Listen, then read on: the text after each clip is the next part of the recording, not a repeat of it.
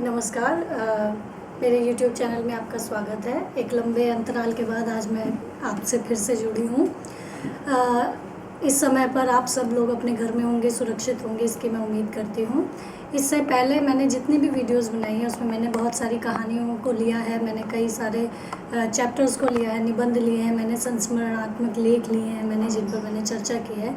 जिस विधा पर मैंने अब तक बात नहीं की थी, आज मैं उस विधा पर ही बात करने जा रही हूँ। आज मैं उपन्यास विधा पर उपन्यास पर मैं बात करना चाहती हूँ। उसमें मैंने जिस उपन्यास को आज लिया है वो उपन्यास है मनु भंडारी द्वारा लिखा गया आपका बंटी उपन्यास। आपका बंटी उपन्यास हिंदी उपन्यास के क्षेत्र में बहुत महत्वपूर्ण उपन्यास है। 20वीं शताब्दी के उपन्यासों की अगर हम चर्चा करें और आपका बंटी पर चर्चा ना करें, ये नामुमकिन सी बात है। तो आपका बंटी उपन्यास 20वीं शताब्दी के सबसे महत्वपूर्ण उपन्यासों में से एक है। 1970 में लिखा गया ये उपन्यास 16 भागों में विभाजित है। हालांकि ये उपन्यास मेरे हाथ में ही है। ये उपन्यास बहुत ज़्यादा पेजेस का नहीं है, छोटा सा पतला सा उपन्यास है, लेकिन ये 16 भागों में विभाजित उपन्यास जो है, इसका हर एक जो पार्ट है वो अपने आप में महत्वपूर्ण है और हर एक पार्ट में दी गई बातें जो हैं वो कहानी को आगे बढ़ाते हुए अपने आप में महत्वपूर्ण है। मैंने आज इस पर बात करने के लिए जो तरीका सोचा है उस पर मैंने ये सोचा है कि मैं एक एक पार्ट को उठाकर इसमें बात करूंगी, ना कि मैं पूरे उपन्यास पर एक राय दे दूं या एक समीक्षा दे दूं। उस तरीके से ना करके मैंने इन 16 भागों को अलग अलग तरीके से बताने का प्रयास करने का मैं इस वीडियो में प्रयास करूंगी। आज मैं इस वीडियो में आपका बंटी के जिस भाग की मैं बात करूंगी वो पहला और दूसरा भाग है, जहां से उपन्यास शुरू होता है। यह जो उपन्यास है ये तलाकशुदा पति पत्नी की जो एक समस्या होती है उसको एक बच्चे के दृष्टिकोण से देखने का इस उपन्यास में प्रयास किया गया है कि जिन माता पिता के बीच में तलाक हो जाता है उनकी जो संतान होती है उस संतान पर उसका क्या प्रभाव पड़ता है और वो जो संतान है वो किस तरीके से उस समस्या को देखती है, ये इस उपन्यास का केंद्रीय बिंदु है। और इसके साथ साथ जब इस स्थिति से एक कपल गुजरता है, एक जोड़ा गुजरता है, शादीशुदा जोड़ा गुजरता है, तो उस परिस्थिति का जो क्या कहते हैं परिस्थिति का जो प्रभाव है उनके निजी जीवन के साथ साथ उनके संतान पर किस तरीके से पड़ता है, ये उपन्यास उसके इस समस्या को केंद्र में रखता है। और ये उपन्यास पूर्णतः बंटी के नज़रिए से लिखा गया उपन्यास है। बंटी एक छोटा बच्चा है जो अपने माता पिता की इस स्थिति को समझ नहीं पा रहा है। उसको ये बिल्कुल समझ नहीं आ रहा है कि ऐसा क्यों हो रहा है कि माँ अलग और पिता अलग रह रहे हैं। वो एक एक बिंदु को बहुत गहराई से सोचता है, एनालाइज करता है और इन्हीं सब उधेड़ बुन के साथ ही उपन्यास जो है आगे बढ़ता चला जाता है। इस उपन्यास की जो शुरुआत होती है वो बंटी की जिज्ञासा से शुरुआत होती है। बंटी एक जिज्ञासु प्रवृत्ति का बालक है। वो हर अपनी माँ की हर एक्टिविटी को, हर गतिविधि को बहुत ही ध्यान से देखता है, एनालाइज करता है और इसी से शुरुआत होते हुए सबसे पहले वो अपनी माँ को अपने कॉलेज के लिए तैयार होते हुए देखता है और बहुत ध्यान से देखता हुआ वो ये एनालाइज करता है कि माँ कितनी सुंदर लग रही है। मेकअप की छोटी छोटी डब्बियाँ, जो भी उसकी माँ के पास मेकअप का सामान है, वो जब अपने चेहरे पर लगाती हैं तो वो उसे बेहद खूबसूरत लगती है। वो जब तैयार होके जाने लगती है तो एक जाने का जो एक भाव होता है वो बंटी को बहुत ज़्यादा कचोटता है। जब वो अपने कॉलेज की तरफ उसकी माँ बढ़ रही होती है तो वो ये महसूस करता है कि मेरी माँ मुझसे दूर जा रही है और वो मुड़कर भी नहीं देखेगी। जाते जाते माँ उसके सर पर हाथ फेरती है, उसके गालों पर हाथ फेरती है, उसे अपने करीब लेकर आती है, लेकिन उस करीब आने में भी उसको अपनत्व का भाव नहीं आता, इसलिए क्योंकि उसे ये पता है कि उसकी माँ उससे दूर जा रही है। हालांकि उसकी माँ नौकरी के लिए जा रही है, उससे दूर नहीं जा रही होती, लेकिन फिर भी वो उस दूरी को महसूस करता है, जो कि कहीं ना कहीं उसके माता और पिता के रिश्ते में भी एक दूरी को माता पिता के रिश्ते में भी जो दूरी है उसे भी वो उस तरीके से समझने की कोशिश करता है। वो एक इस बात को वो समझने की कोशिश करता है कि मेरी माँ दो अलग अलग भूमिकाओं में कैसे रहती हैं। मेरी माँ जब घर पे रहती है, मेरे साथ रहती है, तो वो बिल्कुल अलग होती है, लेकिन जब वो कॉलेज में चली जाती है तब वो उनके चेहरे पर एक कठोरता आ जाती है। वो बहुत ज़्यादा सीरियस, गंभीर हो जाती है। वो किसी को भी डांट देती हैं, कोई उनके सामने बोलता नहीं है। लेकिन वो घर में बिल्कुल भी ऐसी नहीं है, वो ना मुझे डांटती है, मुझे खूब प्यार करती है। लेकिन जब वो अपने कॉलेज में जाती है तब वो बिल्कुल भी वैसी नहीं होती जैसी वो घर में उसके साथ होती हैं। तो ये उसकी जिज्ञासा का पहला बिंदु होता है, जिससे वो जानने की कोशिश करता है कि मेरी माँ की ये जो छवि है ये किस तरीके से बदलती है। और इस पर जो वो निष्कर्ष निकालता है, वो ये निष्कर्ष निकालता है कि मेकअप की जो छोटी छोटी डब्बियाँ हैं, वो डब्बियाँ ही उसकी माँ की भूमिका को बदल देती है। जैसे ही वो चेहरे पर लगाती है, वो उस पर उनके ऊपर कोई जादू हो जाता है और उस जादू से वो बदलने लग जाती हैं। अब बच्चा जो है अपनी माँ की एक ममतामयी जो छवि है, उसके ऊपर जो उसकी माँ की एक प्रोफेशनल छवि है, उन दोनों के बीच के द्वंद्व में फंसा हुआ होता है। और वो जादू की बात इसलिए करता है क्योंकि वो बच्चा है और अपनी माँ से अक्सर कहानियाँ सुना करता है। उसके घर में फूफी है जो घरेलू सहायिका है, तो वो उससे भी जो है कहानियाँ सुनता है, जिसमें वो जादू की कहानियाँ सुनता है, राजकुमारों की कहानियाँ सुनता है, राजकुमारियों की कहानियाँ सुनता है।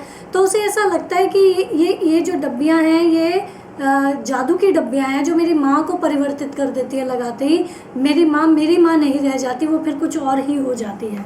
तो इस सब में एक बात जो निकल कर आती है वो ये आती है कि कहानियों का बच्चों के मनोविज्ञान पर बहुत गहरा असर पड़ता है।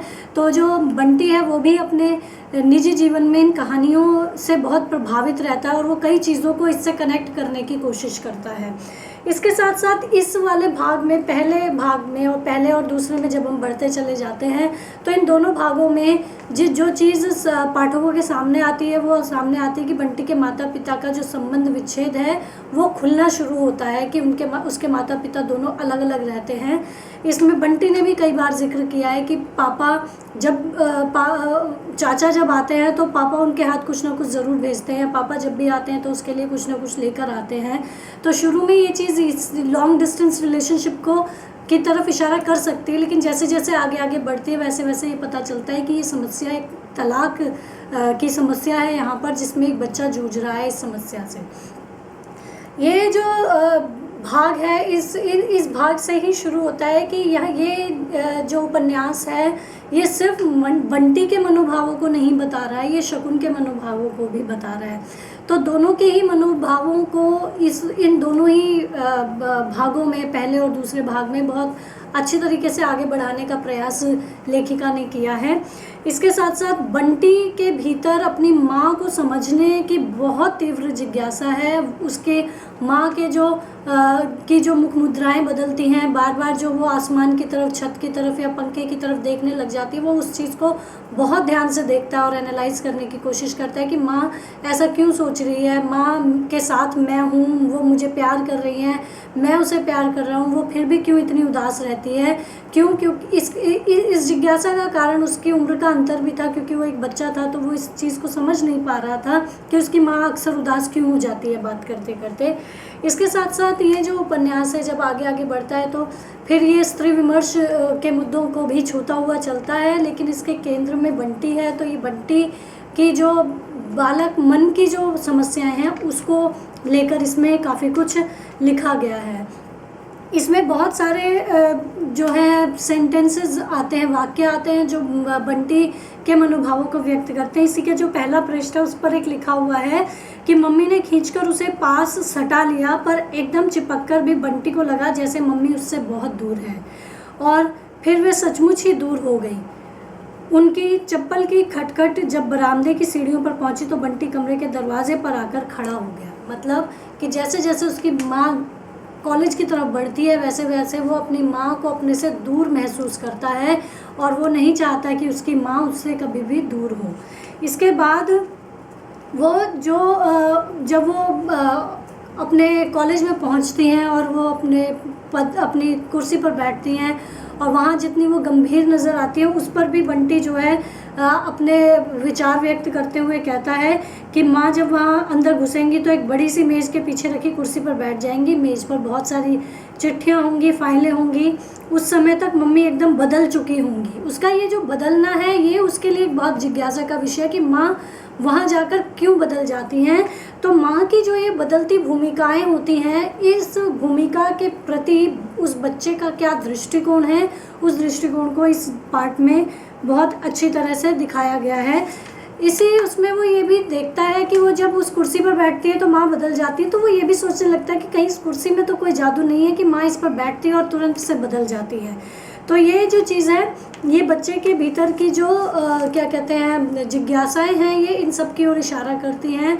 वो हर एक चीज़ के प्रति जिज्ञासा रखता है, और ये बच्चों का स्वभाव भी होता है कि बच्चों को बहुत कुछ पूछना होता है, उनको जवाब मिलते हैं तो भी वो प्रश्न पर प्रश्न करते हैं। लेकिन बंटी की स्थिति ये है कि उसके प्रश्नों के जवाब उसे नहीं मिल पाते हैं, जिसके कारण उसकी जिज्ञासाएं इतनी तीव्र होने लगती है कि वो एक अपने हम उम्र दोस्त से भी उसकी जिज्ञासाओं का समाधान ढूंढने के लिए बढ़ता है, अपनी माँ से भी पूछता है, लेकिन उसको एक उचित समाधान उसे कहीं भी नहीं मिल पाता।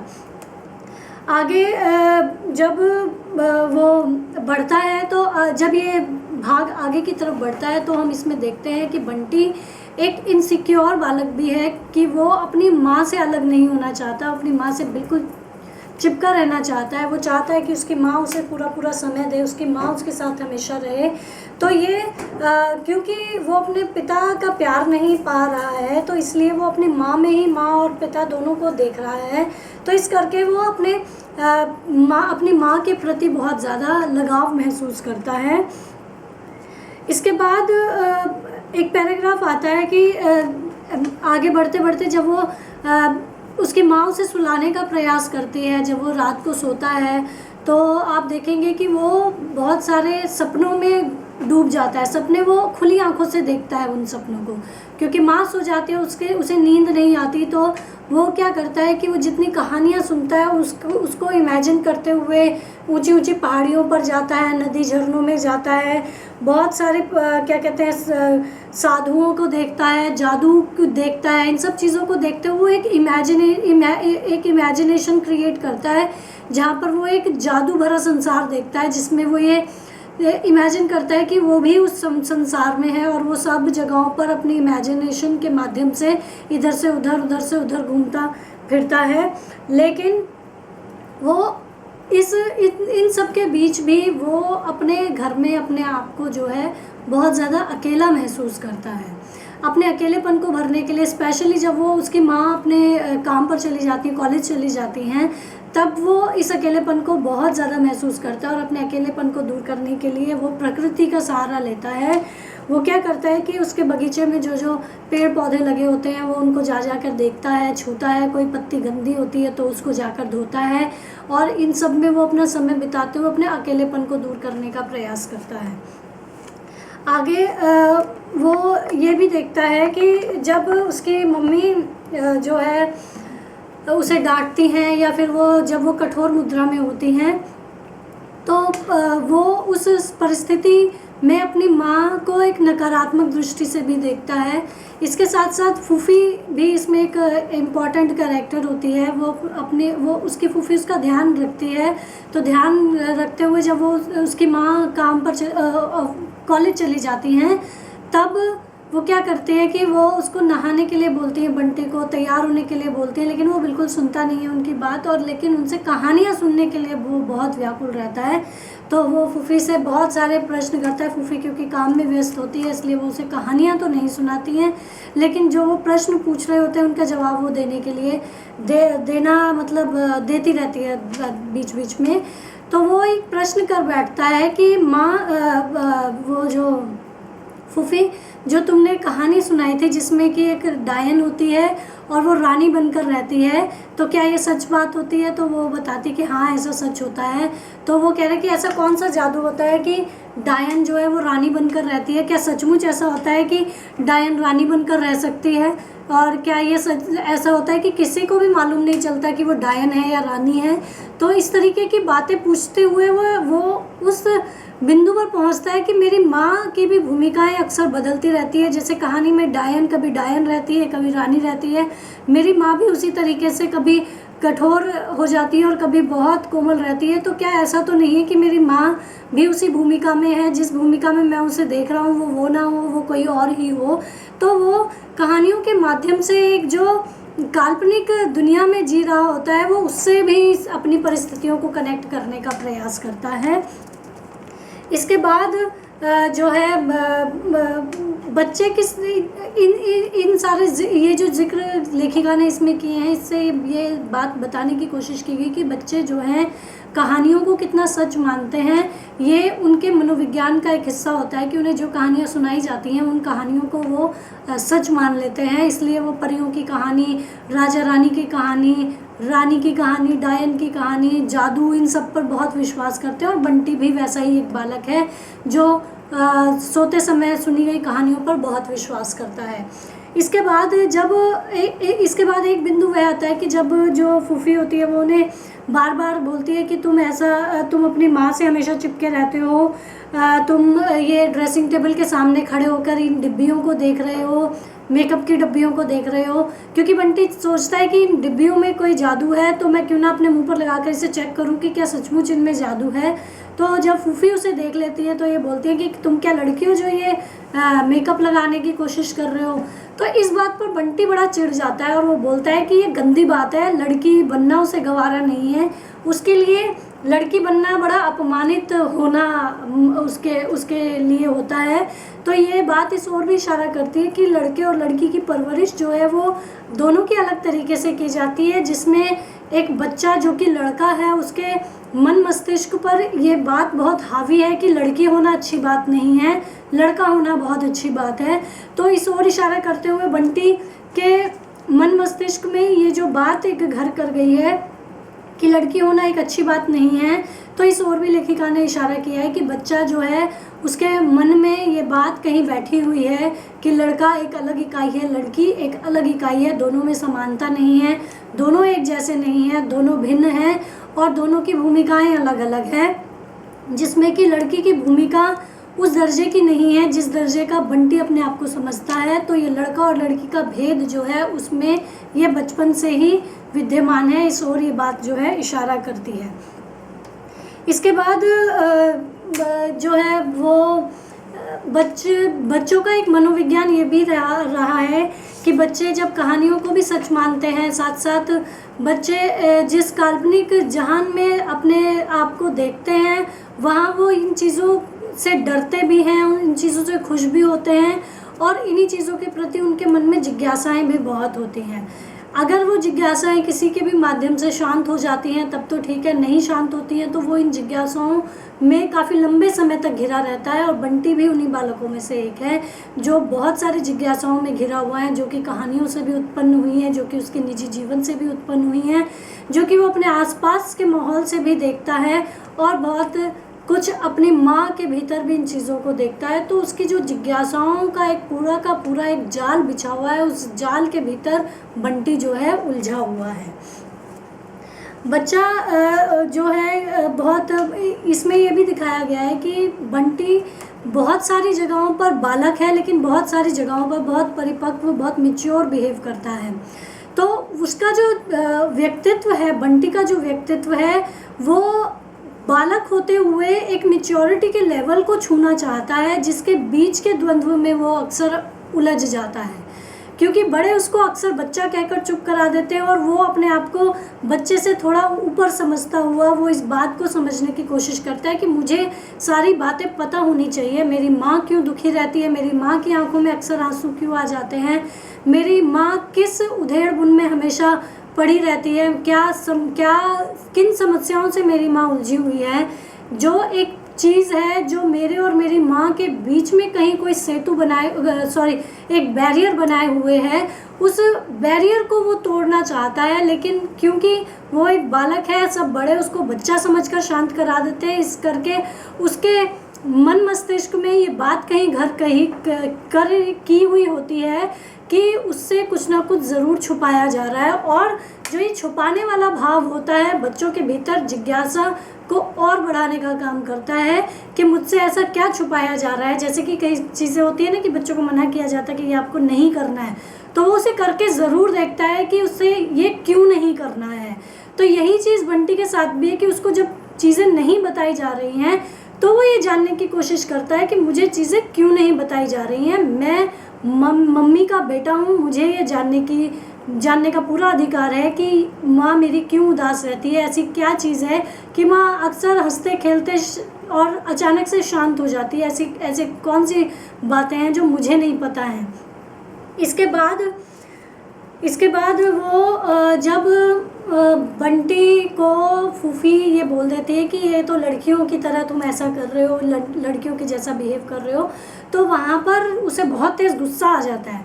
वो जाता है और अपनी संदूक में से, उसके पापा ने लास्ट टाइम उसे एक बड़ी सी खिलौने वाली बंदूक लेकर दी थी, तो वो जाता है और जाकर उस बंदूक को निकाल कर लाता है और फूफी को उस बंदूक से मारने की कोशिश करता है। किस लिए? कि उसकी फूफी ने उसको ये कहा था कि तुम लड़कियों की तरह बिहेव कर रहे हो, बर्ताव कर रहे हो, व्यवहार कर रहे हो। तो उसको ये बात गवारा नहीं थी, तो उसके दंड स्वरूप वो उसको उस खिलौने की बंदूक से मारने की कोशिश करता है। तो कहीं ना कहीं ये जो लड़के होने का भाव है, ये उसके ऊपर पितृसत्ता का प्रभाव भी हो सकता है कि पितृसत्ता हमेशा ये सिखाती है कि पुरुष जो है स्त्री से उच्च है, इसलिए वो इस बात को, इस स्टेटमेंट को स्वीकार करना बिल्कुल नहीं चाहता। ये बचपन से ही बच्चों में पितृसत्ता के भाव जो हैं वो डाले जाते हैं, इसीलिए बच्चा ये समझ पाता है कि वो लड़का है वो अलग है, वो लड़की है वो अलग है। तो ये जो बिंदु हैं ये पहले पार्ट में हमें देखने को मिलते हैं। इसके बाद जब कहानी आगे आगे बढ़ती है तो वो उस बंदूक को लेकर अपने एक मित्र के पास जाता है। उसके मित्र का नाम टीटू होता है। वो अपने मित्र के पास जाता है और जाते जाते वो पूरी अपने दिमाग में उसके खूब सारी बातें चल रही होती हैं कि लास्ट टाइम जब मैं उसके घर गया था तो वो अपने कैरम बोर्ड का बहुत ज़्यादा रौब मुझे दिखा रहा था, उसने मुझे खेलने भी नहीं दिया था। आज मैं अपनी बंदूक लेकर जाऊंगा, उसे दिखाऊंगा। और ये बंदूक उसके पापा ने उसके लिए भेजी थी, तो वो जो बंदूक है उसका प्रदर्शन वो नहीं कर पाया था, उसको दिखा नहीं पाया था, या तो वो भूल गया था या उसे ध्यान नहीं रहा, जो भी था कारण। तो अब जब उसके सामने बंदूक आती है तो उसको दिखाने के लिए जाता है, तो इस बात को ठान कर जाता है कि वो उसे एक बार भी चलाने नहीं देगा और जो है वो टीटू को खूब चिढ़ाएगा। और जिस तरीके से उसने उसे कैरम नहीं खेलने दिया था उसी तरीके से वो भी उसे जो है बंदूक से खेलने नहीं देगा। तो उसकी ये सारी की सारी जो उसका मानसिक व्यापार चल रहा है, विचार भी चल रहे हैं उसके, ये सब के सब एक बच्चे के भीतर चलने वाले अपनी चीज़ों के प्रति जो एक इनसिक्योरिटी होती है, अपनी बच्चों के चीज़ों को लेकर जो एक मतलब बहुत ज़्यादा ऊंचा समझने वाला जो भाव होता है, वो इस सब चीज़ों में देखने को मिलता है। इसमें वीडियो के इस भाग में मैं सिर्फ इतना ही आपको बताऊंगी। इसके बाद की जो कहानी है, जो भी बिंदु हैं, वो मैं इसके अगले भाग में बताऊंगी। शुक्रिया।